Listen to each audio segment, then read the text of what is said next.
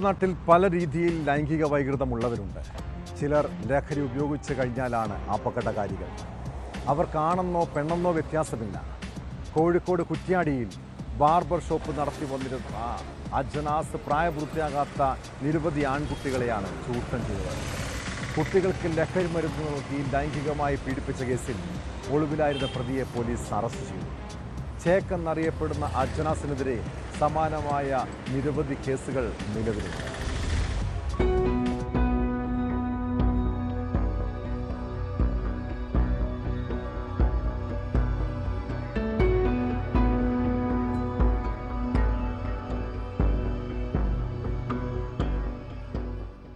കുറ്റ്യാടിയിൽ Beckham എന്ന പേരിൽ barber shop നടത്തി വരികയായിരുന്നു അജ്നാസ്.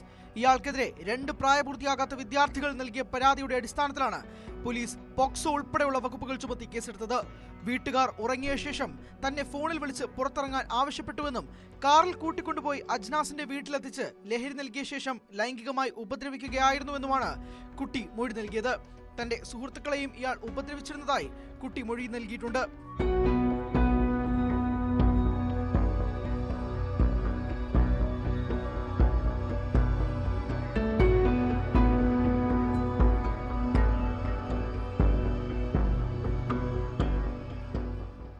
കഴിഞ്ഞ 24-നാണ് അജ്നാസ് കേരളത്തിൽ നിന്ന് മുങ്ങിയത്.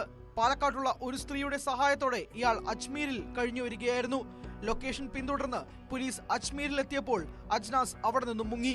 തുടർന്ന് എല്ലാ റെയിൽവേ സ്റ്റേഷനുകളിലേക്കും വിവരം കൈമാറി പോലീസ് തിരച്ചിൽ ഊർജിതമാക്കി. അതിനിടയിലാണ് മംഗലാപുരത്ത് നിന്ന് പ്രതി അറസ്റ്റിലായത്. പരാതിക്കാരായ വിദ്യാർത്ഥികൾക്ക് പുറമെ പ്രദേശവാസിയായ 19-കാരനും അജ്നാസിൽ നിന്ന് സമാനമായ ദുരനുഭവം ഉണ്ടായതായി വെളിപ്പെടുത്തിയിട്ടുണ്ട്. കൂടുതൽ കുട്ടികൾ ഇയാളുടെ പീഡനത്തിന് ഇരയായിട്ടുണ്ടോ എന്ന് പോലീസ് അന്വേഷിച്ചു വരികയാണ്. പോക്സോ വകുപ്പിന് പുറമെ പ്രായപൂർത്തിയാകാത്തവർക്ക് ലഹരി മരുന്ന് നൽകിയതിനും ഇയാൾക്കെതിരെ കേസെടുത്തിട്ടുണ്ട്.